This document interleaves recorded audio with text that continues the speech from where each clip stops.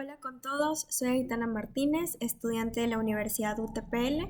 Actualmente curso el cuarto semestre de la carrera Psicología y esta es la materia Neuropsicología. Y hoy vamos a hablar sobre la neuroanatomía de las emociones. Como preámbulo tenemos a dos pioneros que acotaron mucho a esta teoría. Tenemos al pionero Charles Darwin, quien acota desde el lado biológico evolucionista. Y este señala que las emociones son la expresión de la conducta evolucionista y se puede determinar o se puede observar en el reino animal. Un ejemplo claro es cuando los animales se sienten en peligro y la emoción que más destaca en ellos es el enojo, la ira. ¿Y por qué? Porque se quieren defender, entonces buscan atacar a su agresor para encontrarse bien, ¿no? Por otro lado, desde la psicología tenemos al pionero William James, quien expone que las emociones van desde el lado somático. Esto quiere decir que si el individuo, por ejemplo, ha presentado por un largo tiempo dolores de cabezas prolongado, de repente le salió acné en ciertas áreas que nunca antes había tenido, se puede decir que todas las emociones negativas como lo es el estrés, ansiedad e incluso la tristeza, que si no se logra controlar puede llevar a una depresión, eh, esta es la manera en que nuestro cuerpo somatiza nuestras emociones no desahogadas y es a través de enfermedades tanto psicológicas como físicas que afectan a todo nuestro cuerpo. En- por otro lado, quienes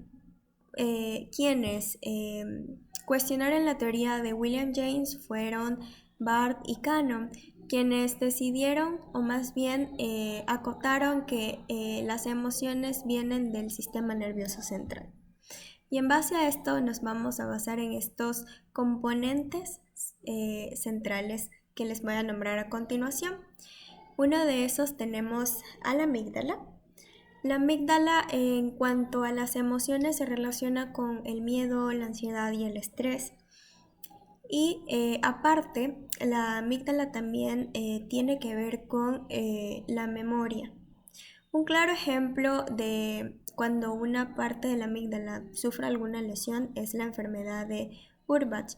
Esta enfermedad, quienes la padecen tienden a procesar de manera lenta o incluso no llegan a procesar las emociones que les traen los recuerdos. Es decir, que si en algún momento en su infancia tuvieron una comida con su padre, con su madre, que en algún momento fue significativa, si es que padece esta enfermedad, ya no va a ser lo mismo, ya no va a sentir el mismo afecto hacia esos recuerdos.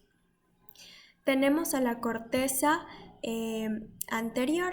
La corteza cingulada anterior es aquella que en cambio se encarga de resolver el conflicto, ya que éste logra suprimir de cierta forma la actividad de la amígdala.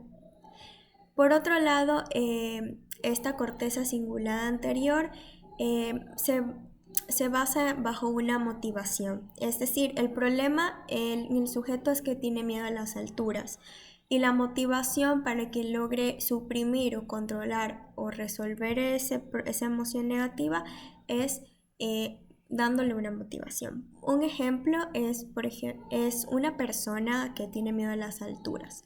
Entonces, el investigador le dice, si subes a un edificio de 200 pisos, en la terraza durante 10 minutos, te ganas $1,000. ¿Cuál es la motivación? Los $1,000.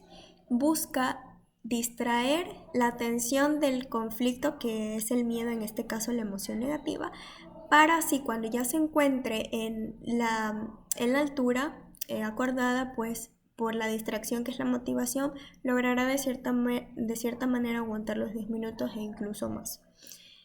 Tenemos por último a la corteza cerebral. La corteza cerebral se conforma por las cortezas prefrontales. En el caso de las cortezas prefrontales son aquellas que logran controlar la conducta y en cierta medida las emociones. o las actitudes.